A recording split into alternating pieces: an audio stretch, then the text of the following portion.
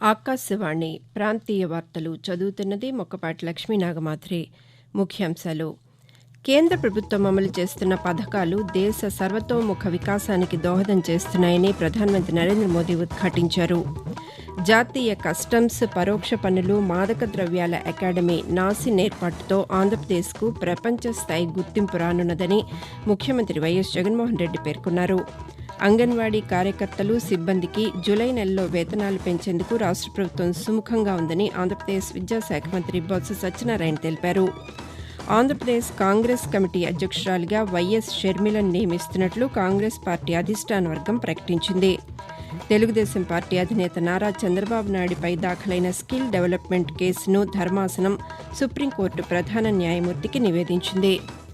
వార్తల వివరాలు: కేంద్ర ప్రభుత్వం అమలు చేస్తున్న పథకాలు కేవలం కాగితాల వరకే కాకుండా క్షేత్రస్థాయిలో అమలు జరుగుతూ దేశ సర్వతోముఖ వికాసానికి దోహదం చేస్తున్నాయని ప్రధానమంత్రి నరేంద్ర మోదీ ఉద్ఘాటించారు. శ్రీ సత్యసాయి జిల్లా గోరంట్ల మండలం పాలసముద్రం గ్రామం వద్ద నిర్మించిన జాతీయ కస్టమ్స్, పరోక్ష పన్నులు, మాదక ద్రవ్యాల అకాడమీ నాసిన్ను నిన్న ఆయన ప్రారంభిస్తూ కేంద్ర ప్రభుత్వం పన్నుల వ్యవస్థను సరళతరం చేయడం వల్ల ఏటా రికార్డు స్థాయిలో పన్నులు వసూలవుతున్నాయని తెలిపారు. రాష్ట్రాల సహకారంతో దేశాభివృద్ది కోసం పనిచేస్తున్నామని చెప్పారు. అయోధ్యలో బాలరాముని విగ్రహ ప్రతిష్టా కార్యక్రమంతో దేశ ప్రజలు ఆనందంతో ఉన్నారని అన్నారు. అమృత్కాల్ సమయంలో వెనుకబడిన శ్రీ సత్యసాయి జిల్లాలో నాసిన్ ఏర్పాటు చేయడం శుభ పరిణామమని నరేంద్ర మోదీ పేర్కొంటూ, विकसित भारत के निर्माण में भी हर अधिकारी, हर कर्मचारी, हर नागरिक की अहम भूमिका है. देश में आय के साधन बढ़े, इसके लिए हम सभी को मिलकर काम करना है. सबका प्रयास इस मंत्र को लेकर के चलना है. नैसीन का यह नया कैंपस अमृतकाल में सुशासन की प्रेरणा स्थली बने, इसी कामना के साथ आप सभी को फिर से बहुत बहुत बधाई. Andhra Pradesh governor justice S Abdul Nazeer, ముఖ్యమంత్రి వైఎస్ జగన్మోహన్ రెడ్డి, కేంద్ర ఆర్థిక శాఖ మంత్రి నిర్మలా సీతారామన్ తదితరులు ఈ కార్యక్రమంలో పాల్గొన్నారు. ఈ సందర్భంగా ముఖ్యమంత్రి మాట్లాడుతూ ఆంధ్రప్రదేశ్కు ప్రపంచ స్థాయి సంస్థ రావడం గర్వంగా ఉందని హర్షం వ్యక్తం చేశారు. నాసిన్తో రాష్ట్రానికి ప్రపంచ స్థాయి గుర్తింపు రానున్నదని ముఖ్యమంత్రి పేర్కొన్నారు. ఆంధ్రప్రదేశ్లోని శ్రీ సత్యసాయి జిల్లా పర్యటనలో భాగంగా ప్రధానమంత్రి నరేంద్ర మోదీ ప్రసిద్ద పుణ్యక్షేత్రమైన లేపాక్షి ఆలయాన్ని సందర్శించారు. ఈ ఆలయంలో కొలువై ఉన్న వీరభద్రస్వామికి ప్రత్యేక పూజలు చేశారు. అక్కడ తెలుగులో ఉన్న రంగనాథ రామాయణంలోని పద్యాలను కూడా ఆయన ఆలకించారు. ఈ ఆలయ విశిష్టతను ప్రధానమంత్రికి అర్చకులు వివరించారు.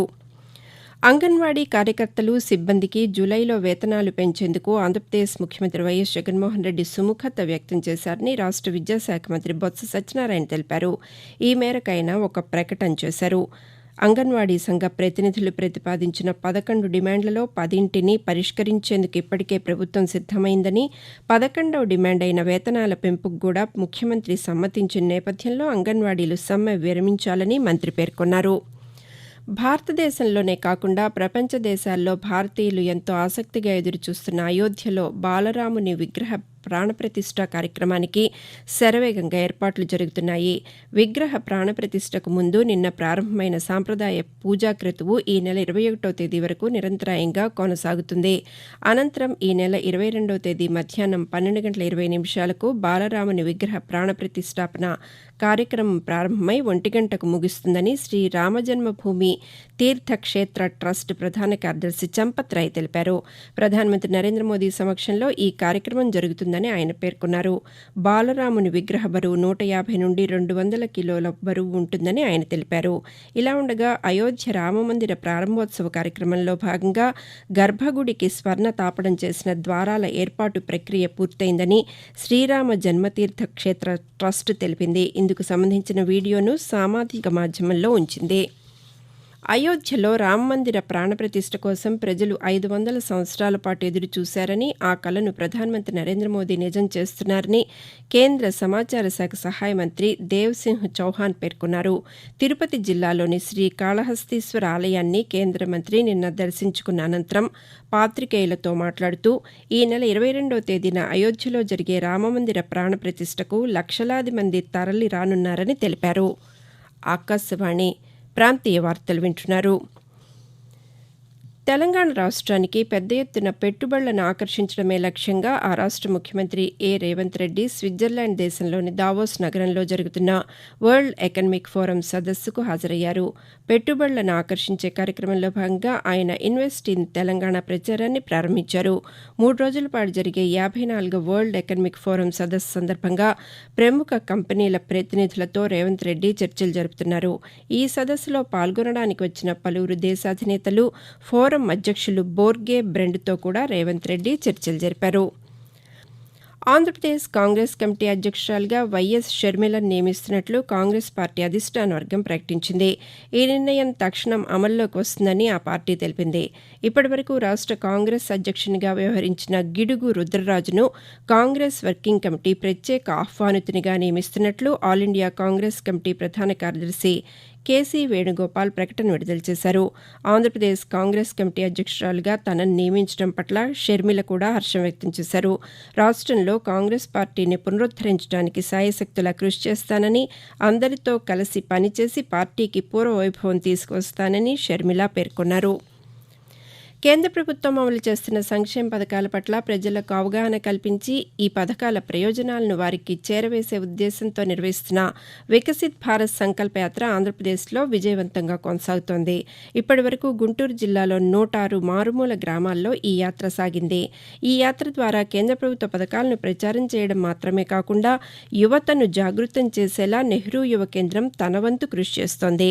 అధిక శాతం మంది ప్రజలు ఈ యాత్రలో భాగస్వాములయ్యేలా ప్రోత్సహిస్తున్నామని గుంటూరు జిల్లా నెహ్రూ యువ కేంద్రం అధికారిణి కిరణ్మయి వివరిస్తూ, గవర్నమెంట్ స్కీమ్స్ యొక్క ఉపయోగం ఎలా ఉంటుంది, దీని బెనిఫిట్స్ ఎలా ఉంటాయి అనేది యూత్ కూడా తెలుసుకొని ఇందులో ఎన్రోల్ అయ్యి myBharat.gov.in లో రిజిస్ట్రేషన్ అయ్యి వాళ్ళు డైరెక్ట్ గా ఈ స్కీమ్స్ లో కానీ, వాళ్ళు డైరెక్ట్ గా బెనిఫిషియర్స్ కానీ, వాళ్ళు డైరెక్ట్ గా ఎంపవర్మెంట్ కానీ పొందడం కోసం ఇది రిజిస్ట్రేషన్ చేయడం జరుగుతుంది.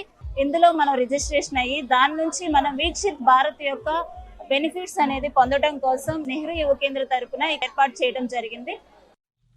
ఆంధ్రప్రదేశ్కు సంబంధించిన స్కిల్ డెవలప్మెంట్ కేసుపై తదుపరి చర్యలు తీసుకోవాలని కోరుతూ ఈ కేసును విచారిస్తున్న జస్టిస్ అనిరుద్ బోస్, జస్టిస్ బేలా ఎం త్రివేదీలతో కూడిన ధర్మాసనం సుప్రీంకోర్టు ప్రధాన న్యాయమూర్తి జస్టిస్ డివై చంద్రచూడ్కు నివేదించింది. తనపై ఈ కేసు నమోదు చేయడం అక్రమమని, రాష్ట్ర గవర్నర్ అనుమతి తీసుకోకుండా ఆంధ్రప్రదేశ్ సిఐడి తనపై నమోదు చేసిన ఈ కేసును రద్దు చేయాలని కోరుతూ తెలుగుదేశం పార్టీ అధినేత నారా చంద్రబాబు నాయుడు దాఖలు చేసిన క్వాష్ పిటిషన్పై జస్టిస్ అనిరుద్ బోస్, జస్టిస్ బేలా ఎం త్రివేదీలు భిన్నాభిప్రాయాలు వ్యక్తం చేశారు. అవినీతి నిరోధక చట్టంలోని సెక్షన్ 17A అన్వయించడంలో తమకు వేర్వేరు అభిప్రాయాలు ఉన్నాయని, అందువల్ల తదుపరి చర్యల కోసం ఈ కేసును ప్రధాన న్యాయమూర్తికి నివేదిస్తున్నామని వారు పేర్కొన్నారు. FAH మహిళల హాకీ ఒలింపిక్ క్వాలిఫైయర్స్లో భాగంగా జార్ఖండ్లోని రాంచీలో ఇటలీతో జరిగిన మ్యాచ్లో భారత జట్టు ఘన విజయం సాధించింది. 5-1 తేడాతో గెలుపొంది సెమీఫైనల్కు చేరుకుంది. సెమీస్లో వరల్డ్ ఛాంపియన్ జర్మనీతో రేపు జరగనున్న మ్యాచ్లో విజయం సాధిస్తే భారత జట్టు ప్యారిస్ ఒలింపిక్స్కు అర్హత సాధిస్తుంది. తెలంగాణ శాసనమండలికి జరుగుతున్న ఎన్నికలకు సంబంధించి ఎమ్మెల్యే కోటా, ఎమ్మెల్సీ అభ్యర్థులను రాష్ట్ర కాంగ్రెస్ పార్టీ ఖరారు చేసింది. కాంగ్రెస్ అభ్యర్థులుగా అద్దంకి దయాకర్, బల్మూరి వెంకట్ను ఖరారు చేసినట్లు ఆ పార్టీ ప్రకటించింది. కాగా ఈ నెల 29వ తేదీన జరగనున్న ఈ ఎన్నికలకు నామినేషన్లు దాఖలు చేయడానికి ఈ నెల 18వ తేదీ చివరి తేదీ. ఆకాశవాణి ప్రాంతీయ వార్తలు ముగించే ముందు ముఖ్యాంశాలు మరొకసారి. కేంద్ర ప్రభుత్వం అమలు చేస్తున్న పథకాలు దేశ సర్వతోముఖ వికాసానికి దోహదం చేస్తున్నాయని ప్రధానమంత్రి నరేంద్ర మోదీ ఉద్ఘాటించారు. జాతీయ కస్టమ్స్, పరోక్ష పన్నులు, మాదక ద్రవ్యాల అకాడమీ నాసిన్ ఏర్పాటుతో ఆంధ్రప్రదేశ్కు ప్రపంచ స్థాయి గుర్తింపు రానున్నదని ముఖ్యమంత్రి వైఎస్ జగన్మోహన్ రెడ్డి పేర్కొన్నారు. అంగన్వాడీ కార్యకర్తలు, సిబ్బందికి జూలై నెలలో వేతనాలు పెంచేందుకు రాష్ట్ర ప్రభుత్వం సుముఖంగా ఉందని ఆంధ్రప్రదేశ్ విద్యాశాఖ మంత్రి బొత్స సత్యనారాయణ తెలిపారు. ఆంధ్రప్రదేశ్ కాంగ్రెస్ కమిటీ అధ్యక్షురాలిగా వైఎస్ షర్మిలను నియమిస్తున్నట్లు కాంగ్రెస్ పార్టీ అధిష్టాన వర్గం ప్రకటించింది. ఆకాశవాణి ప్రాంతీయ వార్తలు ఇంతటితో సమాప్తం.